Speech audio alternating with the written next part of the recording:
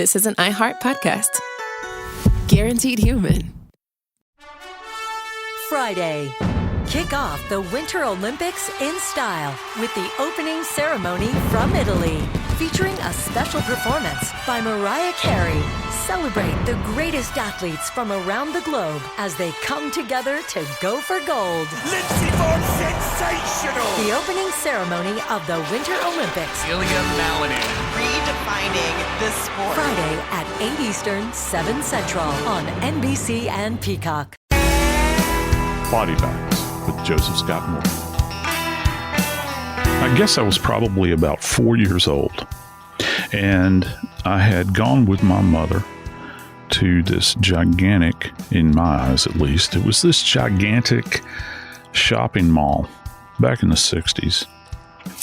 And, you know, when you're little, you hold on to your mama's hand when you go out in public. My mother demanded it. And I would hold her hand, and of course, mamas being mamas, they get distracted. We were in a department store, and she's looking around and looking at the racks of clothes, and somehow, don't ask me how, we got separated.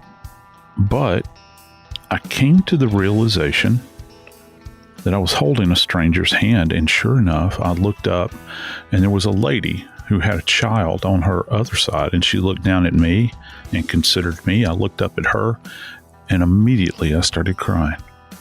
I still remember that to this day. It burns into my mind because there was this overwhelming fear that crept in, and I can still remember that from that age to the age I am today. Just think about it. You're a parent. You're a grandparent. And those things that tether us together, those familial, bonds,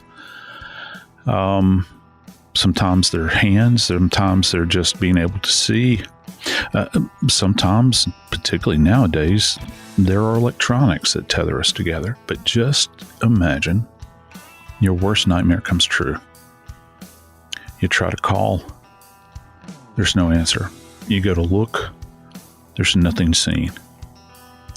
Until finally, someone comes to you and tells you that your precious angels are gone.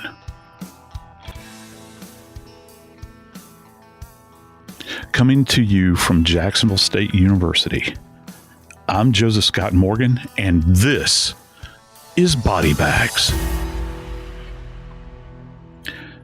Dave, I guess probably since, the second month after the Delphi case happened, I was in.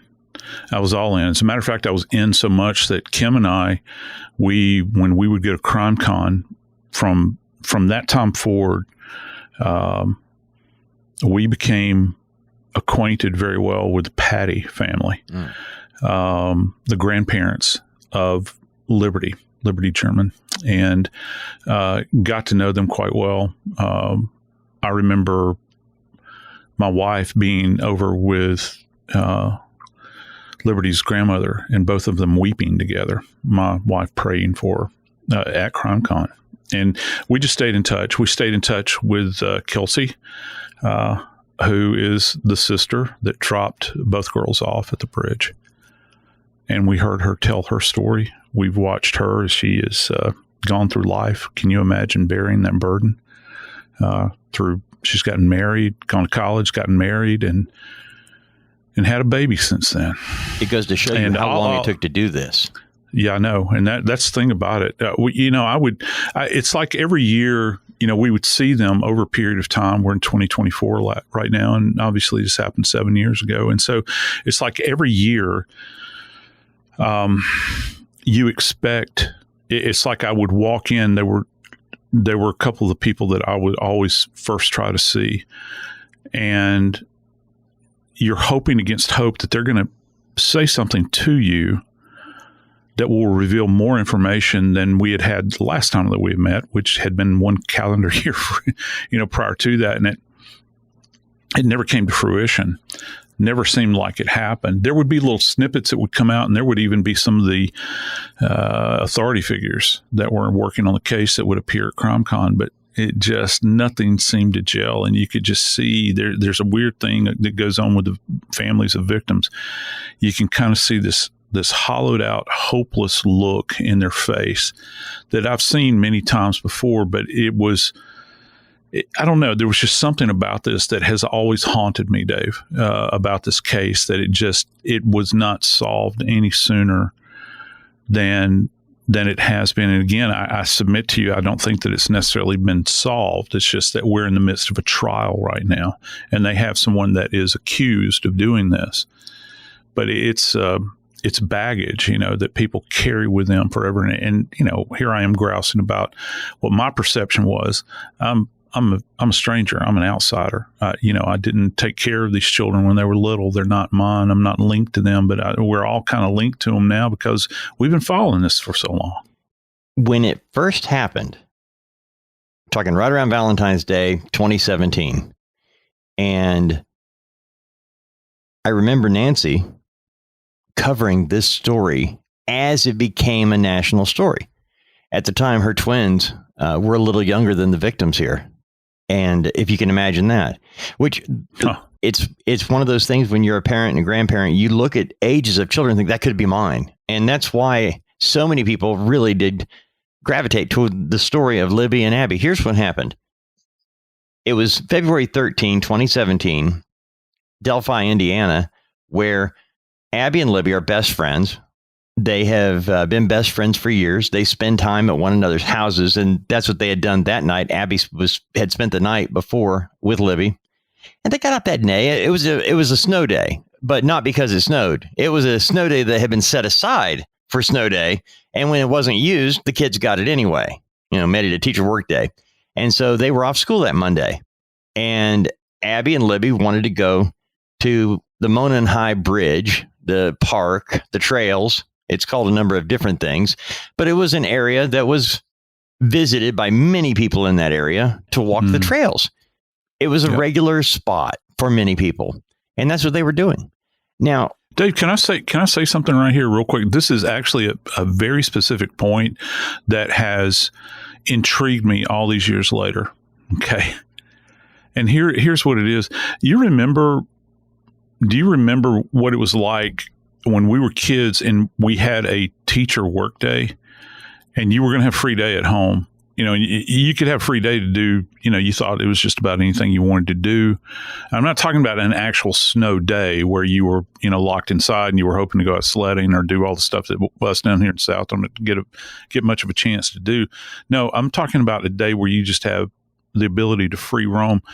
One of the things that has really struck me about this case from the beginning, maybe I'm off base, I don't know, but one of the things I've always wondered about, Dave, is do you realize how intimately involved with a community you have to be, what kind of awareness you have to have in order to know that there is going to be a school-wide absent day? Mm-hmm.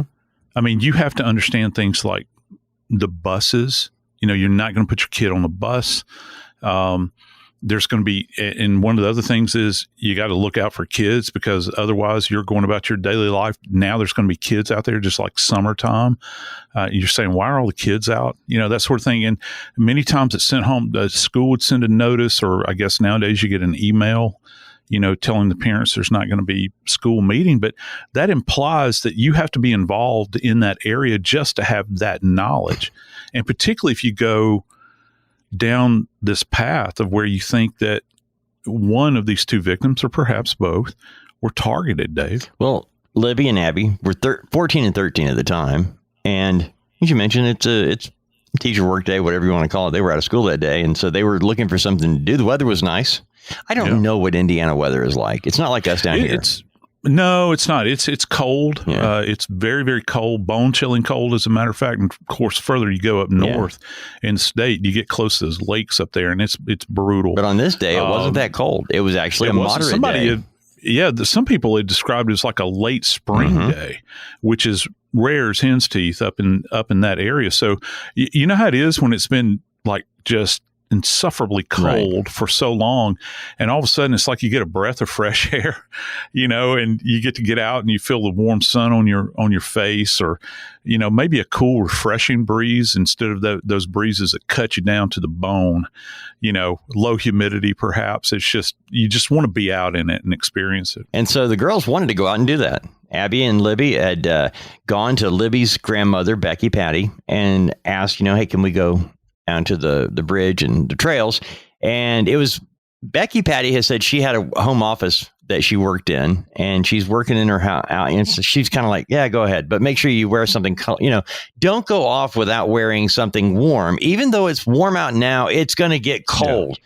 And, being a parent, grandparent, that's the first thing you think of, your child, the one you're responsible for, being comfortable. So Kelsey, you mentioned her a minute ago, Libby's older sister, Kelsey, she gave the girls a ride. She gives Abby and Libby a ride to the trailhead at 1:30 in the afternoon, drops them off.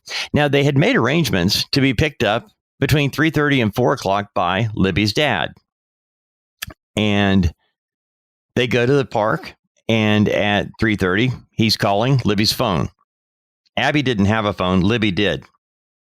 He's calling Libby and getting no answer around 3:30. He calls several times, gets no answer. He calls Libby's grandma, Becky Patty. Not getting up with Libby. What's going on? Did I miscommunicate something? Do I not understand? And that's the first sign that they have trouble. And so they're like, well, they try everything they can, but they're just not there. So Becky calls Mike at work. He's getting ready to get off work anyway. And she says, hey, Libby didn't come back yet. And now everybody thinks at this point in time, because we're really dealing with, they got dropped off around 1:30. It's now 3:30. Nobody's panic stricken yet. It's just not like these two girls to not do what they say they're going to do and be where they say they're going to be. So they all gathered and started looking. It didn't take long. We're talking by 4:30, 5 o'clock that afternoon, they were talking to police. This now has gone from they didn't get to where they were supposed to be to they are nowhere to be found. And it's going to get dark soon. They're trying to get up with Abby's mother, Anna Williams. And she's at her second job. This is a single mom working 2 gigs. And think about that for a minute. You're Libby and Abby's parents and grandparents. And, Abby's mom is at work. Libby's grandma is trying to call her. You got to get them involved. Hey, they're missing.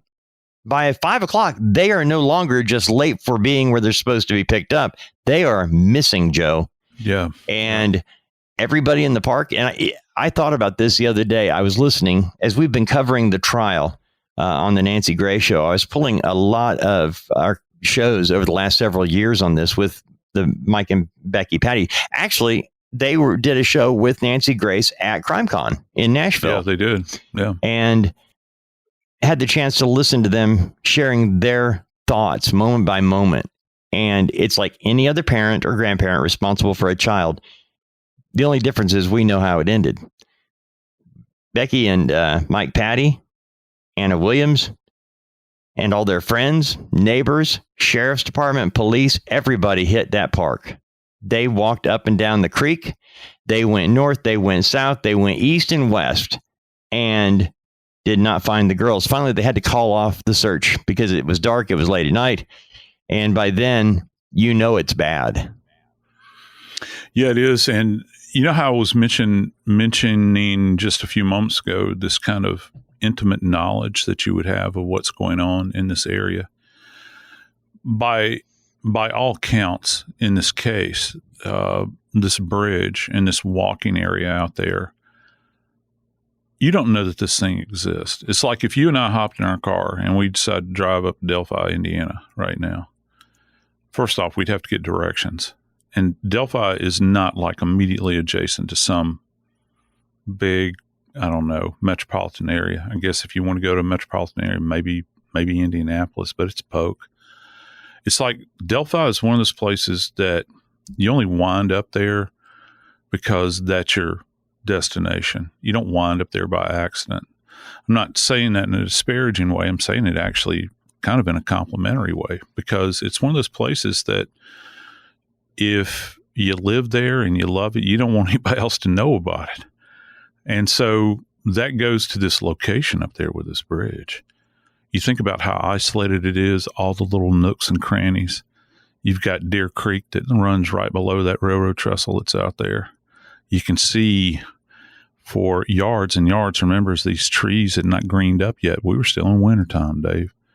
And you're looking around. You've got a vision for some distance out there. But in order to negotiate just the topography out there, this is not a place that you would want to go into and not understand the lay of the land. It's my opinion that whoever perpetrated these murders, these brutal murders, had intimate knowledge of this location.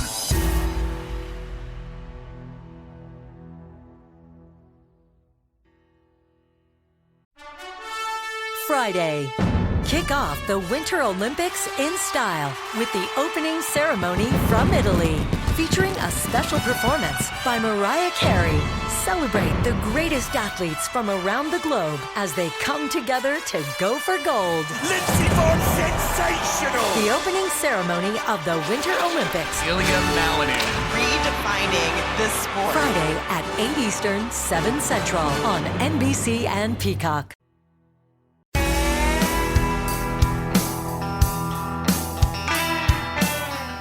I'd be willing to bet with anybody that, and plainly state, that the most critical moment in any investigation is not necessarily the awareness that you've lost someone, but it's when you find them and you find what remains of them.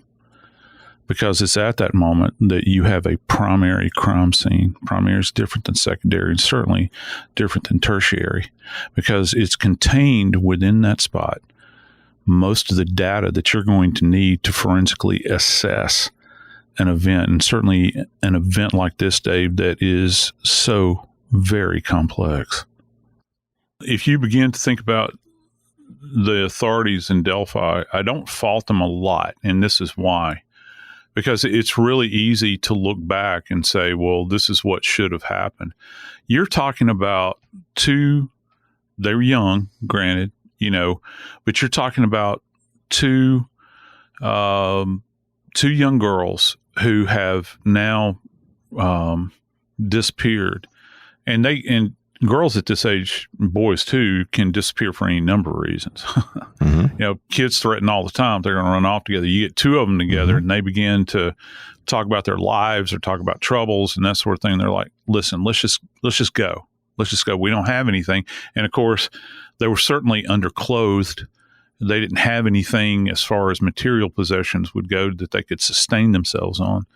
So I think that you can pretty much discount the idea that they may have run off together. The reason I'm saying this is that knowing what we know now, you would want to call in, say, like, you would want to call in somebody like an emergency management personnel that could come in and organize a search. You'd have it divided up into teams. You're going to have a central point of communication where all this information is going to be filtered. There'd be a team leader for each one of the teams. No one move. If you find something, it doesn't matter what it is. Stop. Plant yourself right there. We'll get to you. If it's evidence, we'll process it right there. If it's a body, you damn well better stay right there because we're going to have to process that, and we need to know precise. It sounds as though that it's the height of disorganization. They're not thinking dead, is what I'm saying, Dave. Right. They're thinking, we want to find these two girls. Are they out here injured?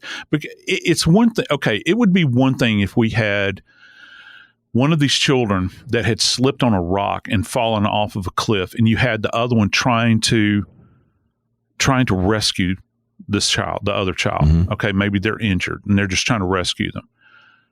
What are the odds that you're going to have two girls that are slaughtered?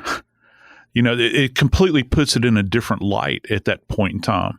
And I think that, I would imagine that when the bodies are finally discovered, that they had this kind of epiphanal moment where they knew that they were dealing with something that is far beyond their scope of what they would normally deal with, Dave. Well, you're dealing with a very small area, as you just mentioned. Very small. We're talking 125 miles south of Chicago, about 75 miles northwest of Indianapolis. They had to go to Fort Wayne, Indiana, 100 miles away to get jurors for this case, just so you know.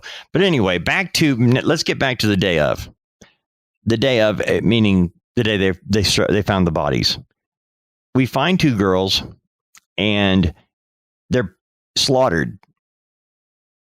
Like I mentioned, now that we actually are in trial, we mentioned at the very top of the show, I learned so much yesterday listening to the autopsy of what was said. When the girls were found, Joe, they were not found like huddled together, attacked by an animal. Or a 4-legged animal. The girls were actually found with their clothes. One, Abby was clothed. Libby was nude. Libby had blood all over her body. Abby was clothed, but not with just her clothes. Her pants were wet, and she was wearing some of Libby's clothing. Clothing was found in the river, in the creek, in Deer Creek. And it was inside out and all wet. And there was a sign of blood and injury at the neck on Abby, but she didn't have blood all over her like Libby did. Yeah.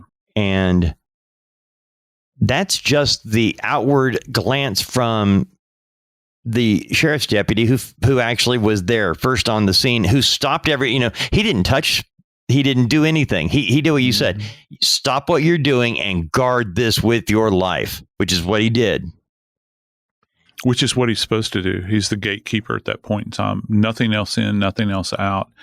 And if you have witnesses, we would call searchers witnesses if they are finders. Okay. Because they are a witness to the fact at hand. And the fact at hand is at that primary scene where you have 2 deceased individuals. What did you see when you first rolled up? Because that is a snapshot in time for that moment in time. Let me ask you something very quickly, Joe, because you just mentioned that. Mm-hmm. It was an older gentleman who actually found them first. Yeah. And being older, he knew they were dead. Yes. And out of respect, he turned his back. Yep. Yeah, I'd heard this. And stood 5 feet away and waited for somebody official to show up so he could leave. Yeah. But I thought in that moment, he did the one thing, that you should do. Don't touch, don't mess with anything, because everything is evidence. And so you and I did a show the other day where you talked about jury duty and how shocking it is. You don't know what you're getting into. Right. And I thought about that when I was going over this man's testimony of his shock all these years later, Yeah, isn't it heartbreaking? Because, he didn't, how do I phrase this?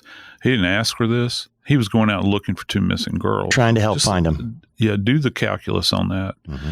And what, you said he's an older gentleman, and you have to think, what in the world is he ever going to be divested of that memory? And he's not. It's something he'll carry with him for the rest of his life, and he bore witness to it. And I got to tell you, the fact that he did better, actually, on one level than some uniformed police officers I've come across in the past, where they feel they're compelled to want to go in and touch the body, search the body for, ID and all this sort of thing, which is completely forbidden if you've got a death and you're waiting for the medical examiner to get there. You never touch the body. The fact that he had the restraint and the forethought to, in his own way, he was securing the scene. I mean, I'm sure he would have torn into anybody that would have walked up and said, "Hey, what you got there?" He would have said, "Wait, you stand back 1 second. We found him. You just stand over there." And then he turned his back because he couldn't bear to look at it. And why should he have to? Yeah. But he did the job that you would want a police officer, a uniformed police officer, to actually do, to secure it, to lock it down, and to not move from that location. And, it's going to be, that testimony. And one of the things that makes that testimony so powerful, other than the fact that, because the other part to this that I wanted to reveal is that he began to tear up. It still stings like that. So we know that he had eyes on first. He's going to be the best representation of what was out there at that moment in time. We know that this is burned into his memory. So any amount of recall that he might have, he's truly a person of fact at this. And you want a factual witness here. And boy, this is bottom line right here. He's the one that found him. He's the one that took care of him for that period of time. When law enforcement arrives at the scene of a situation like this, are they expected to touch, feel, and determine that no life-saving measures should be taken? Yeah, they are. I think to a certain degree, there are certain cases, particularly if you've got obvious signs of decomposition, there's no point in it. Why risk it? I mean, you can obviously see, and even young officers understand some of the basics of postmortem changes in human remains. They understand that to a certain degree. And so the fact that you would want just one person, if they're going to do an assessment, to assess the bodies, the preference would be if you have an EMT there, because it's easier to justify an EMT checking for signs of life if you have one available, because that is specifically their job. And I know that police do this regularly, but once they've made their initial assessment, when it might be as simple as just trying to palpate for a pulse, but how are you going to do that? Because the first place, EMTs normally don't go for the wrist, they go for the neck. And what did you say just a moment ago? You've got an area, that has been so insulted that it's crusted with blood. You couldn't do that assessment, or, any right-thinking EMT would look at the situation and know that this person's beyond hope at this point in time. So, yeah, you would want to assess a body to that point. You're looking for what are referred to as the cardinal signs of death. There's like 7 of them, and one of them is there's no pulse, there's no respirations. That's just 1/2 of the cardinal signs of death.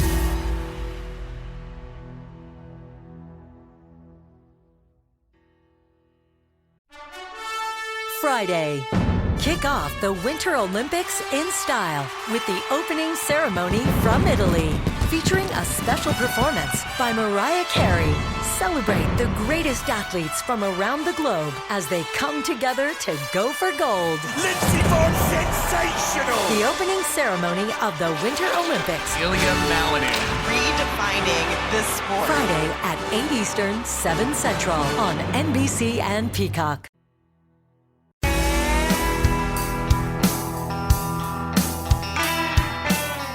There's been so many questions all these years, later, and I've often had thoughts about this case, and it kind of rises to the top for me every single time. I've appeared on news shows about it, but I've never done a Body Bags episode.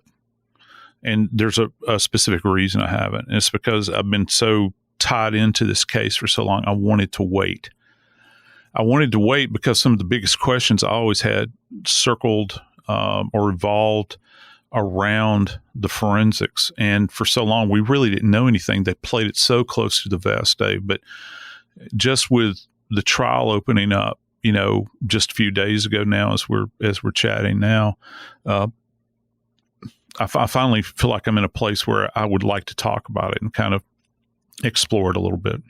To back up very quickly, that bridge, the Monon High Bridge that they were walking on earlier that we have the Snapchat video from, I didn't realize how high up it was. I didn't realize how decrepit that thing was. It's a danger. It's a dangerous place to be walking. Yeah, it seems to me like that would be the best place to have a crosswalk that went beneath the bridge, and you could look up at the bridge and view it. This thing's still open for people to walk across. And this is another thing I've wondered, Dave, over the years since this thing has been open, how many people have fallen off of it? Because that is a lethal fall. you're over talking 60 about feet that up. height. Yeah. That's enough to kill the most hardy of us.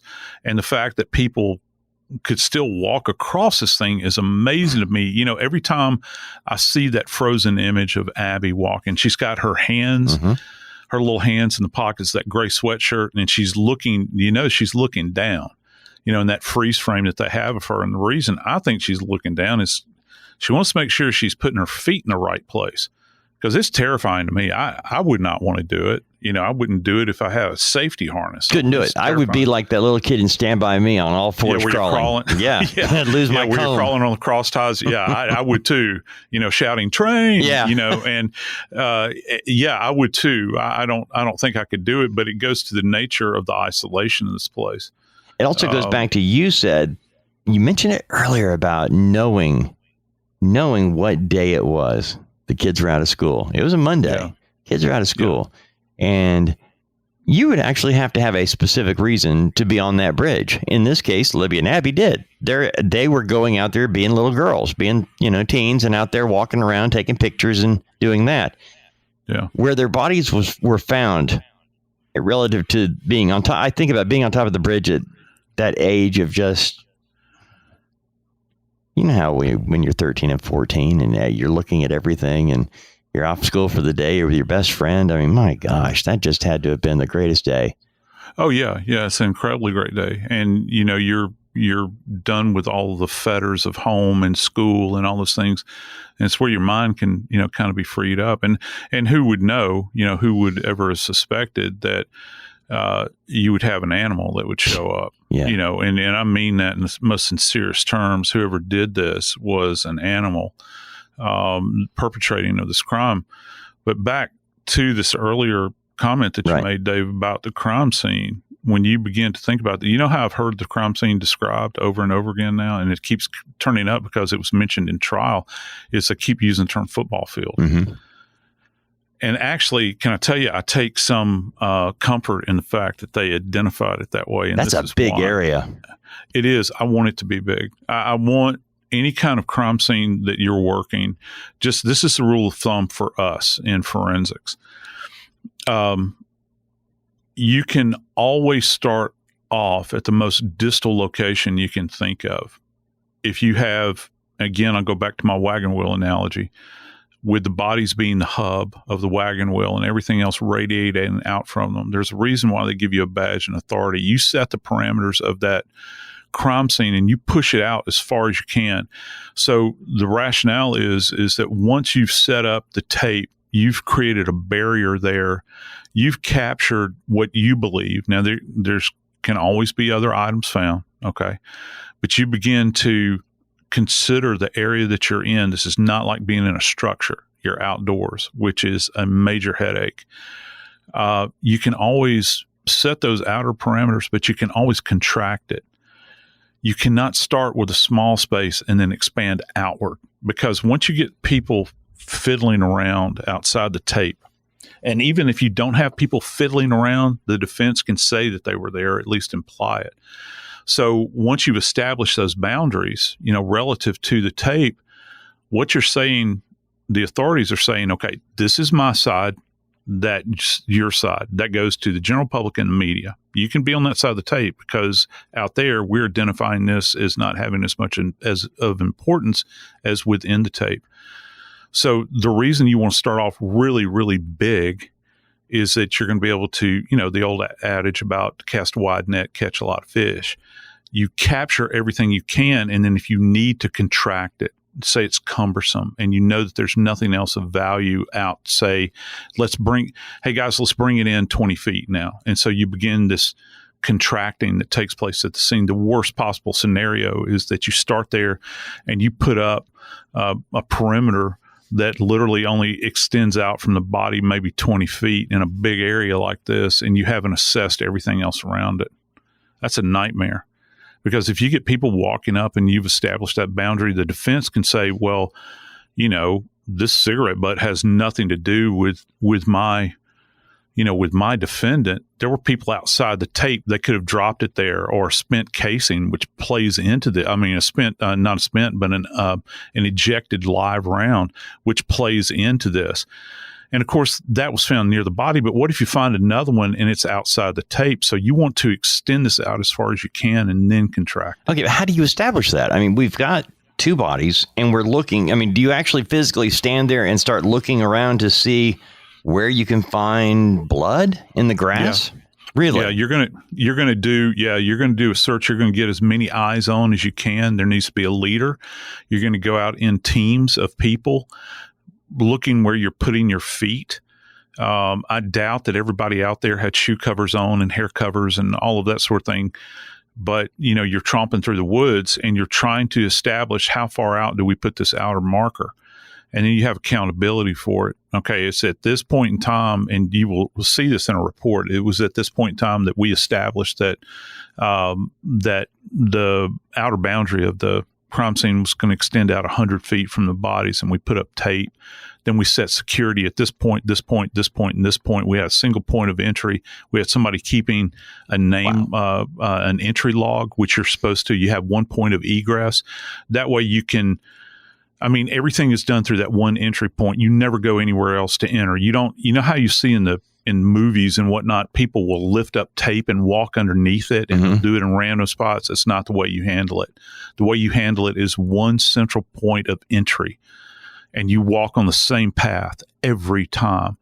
And that way you're not going in there, harem scarum, with no accountability for where people are putting their feet or kicking around. One of the worst feelings you can ever have as a crime scene investigator, and this applies to if you're working a scene in a parking lot, is to hear that metal tink, tink, tink rolling across a parking lot, and you didn't realize you just kicked a spent shell casing because you weren't paying attention and you didn't put an evidence marker there. I've done it. I've stepped on them before and ground them into the earth. And you have to try to examine the area in total. You want to have the best lighting situation you can. And once you establish that tape, this is the only point that everybody's entering right here. We're keeping a log of everybody that's walking in and out of this area. Now, so that's very essential. They said it was 100, size of a football field. Yeah. Now, starting at the bodies and going out, they saw clothing and shoes in the creek, in Deer Creek. Yes. So I get it that would be part of it, but would you consider the creek also part, because you've got clothing there? Would the creek and the direction of water, would that also be included in your crime scene? Yeah, you're going to be walking up and down that creek bank. Law enforcement at this point in time, now you're not going to have civilians out there. Yeah, they shut civilians down right as soon as we got the bodies. Everybody stopped. As well as should, because it's one thing to go out to try to find bodies, okay? And we need people to help us find bodies. But once the bodies have been found and it's no longer a rescue, you hear this term all the time. This is no longer a rescue. This is now a crime scene. All right. And you'll hear that with mass shootings a lot. They'll say that sort of thing.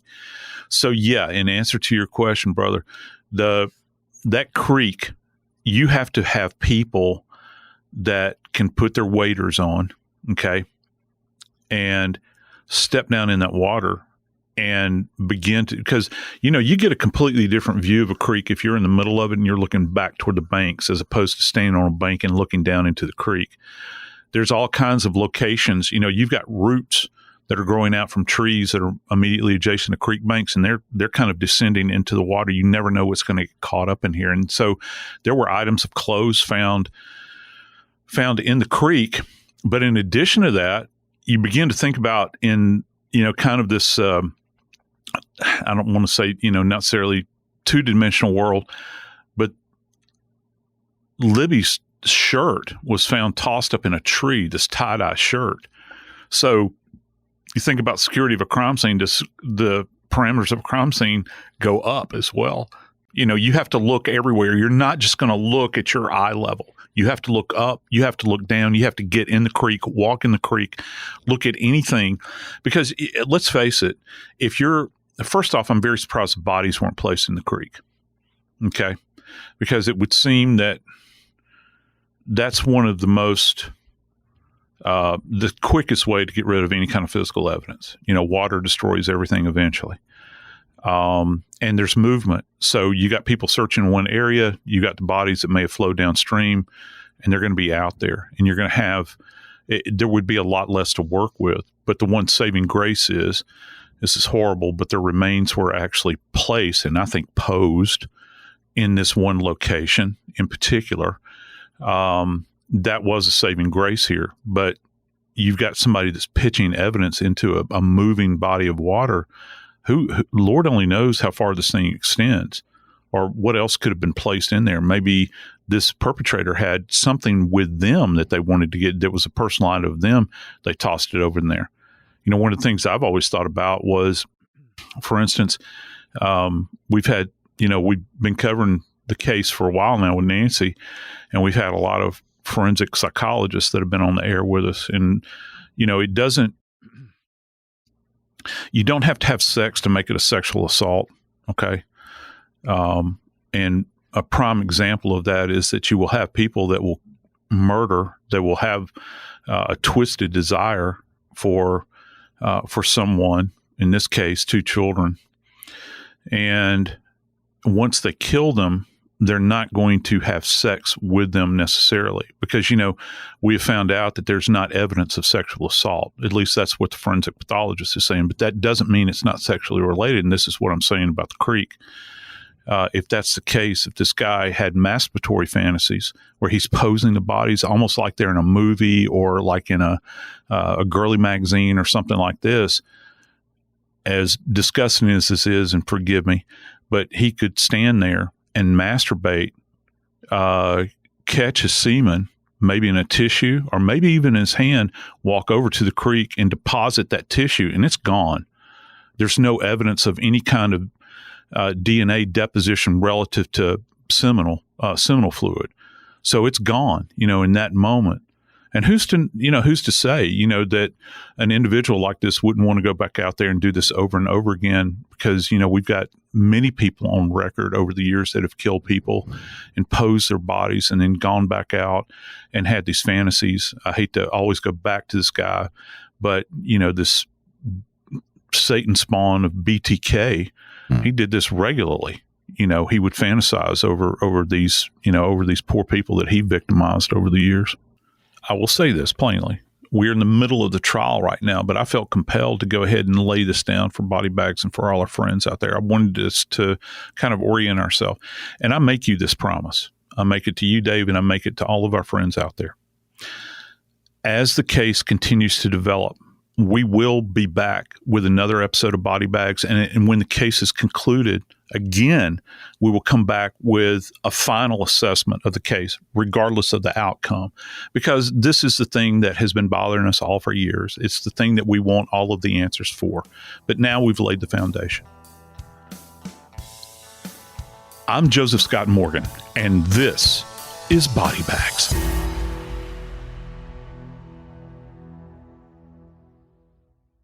This is an iHeart podcast.